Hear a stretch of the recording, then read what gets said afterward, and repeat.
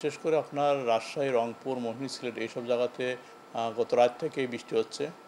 এমনকি আপনার ডিমলাতে আপনার গত রাতে প্রায় 120 মিলিমিটার বৃষ্টি হয়েছে। এখনও বৃষ্টি হচ্ছে, বিশেষ করে রংপুর, ময়মনসিংহ, সিলেট এইসব জায়গাতে অতি ভারী বর্ষণের সতর্ক সংকেত জারি করা হয়েছে। এটা বেসিক্যালি হচ্ছে যেহেতু ওইসব জায়গাতে মৌসুমি বায়ু অতি সক্রিয় রয়েছে এবং মৌসুমি বায়ু সক্রিয় থাকার কারণে এইসব জায়গাতে বৃষ্টি হচ্ছে। তাছাড়া সাগরে একটা লঘুচাপ সৃষ্টি হয়েছে, এটা হচ্ছে মধ্য পশ্চিম বঙ্গোপসাগর সংলগ্ন উত্তর পশ্চিম বঙ্গোপসাগরে। তবে এর প্রভাবটা সাথে এই যে এখনকার বৃষ্টি এর প্রভাব ওই রকম সম্পর্ক নেই, কারণ এটা হচ্ছে অনেক দক্ষিণে। এটা উড়িষ্যা অন্ধ্র উপকূলের কাছাকাছি যে লঘুচাপটা হয়েছে, এটা হয়তো আরও শক্তিশালী হয়ে এটা উড়িষ্যা অন্ধ্র দিকেই চলে যাবে। এর প্রভাব তেমন পড়বে না, তবে সাগর কিছুটা উত্তাল থাকবে।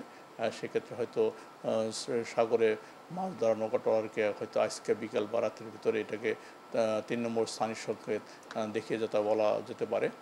তাছাড়া মোটামুটি যে চলমান যে উত্তর অঞ্চলের যে বৃষ্টিটা, এটা মেন যে অতি ভারী বর্ষণ এটা আগামী 24 ঘন্টায় বেশি হবে। তারপরে ওইসব জায়গাতেও বৃষ্টি কিছুটা আগামীকালের পরে কমে যাবে।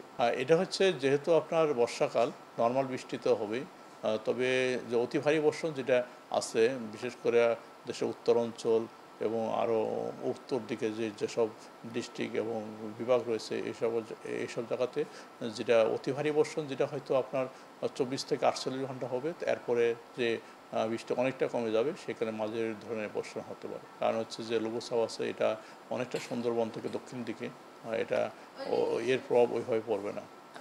আগামী 24 ঘন্টায় কি মানে ঢাকাতে কি বৃষ্টিটা? ঢাকাতে যে বৃষ্টিটা হচ্ছে এটা ওই রকম বৃষ্টি হবে না, যেটা আজকে গুড়ি গুড়ি হালকা বৃষ্টি হয়েছে। দেখা যাচ্ছে আজকে আবার ক্লিয়ার হয়ে যাবে, অত বিকেল বা রাতের দিকে আবার একটু হতে পারে, যেটা নর্মাল বৃষ্টি। ওই রকম অতি ভারী বর্ষণ হবে না।